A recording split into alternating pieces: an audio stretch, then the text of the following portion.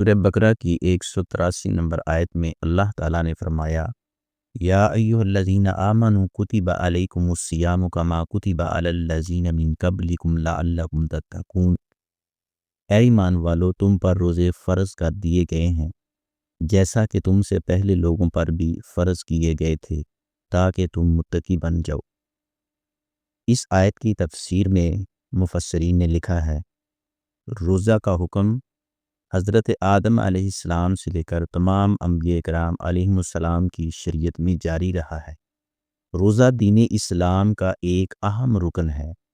روزہ میں صرف کھانے پینے کی چیزوں کو ترک کرنے کی مشق نہیں کرائی گئی، بلکہ لڑائی جھگڑے اور بری باتوں سے بچنے کی بھی تاکید کی گئی ہے۔ جس کا روزہ ہو وہ نہ بے حیائی کی بات کرے اور نہ شور شرابہ کرے، نہ جہالت کی کوئی بات کرے۔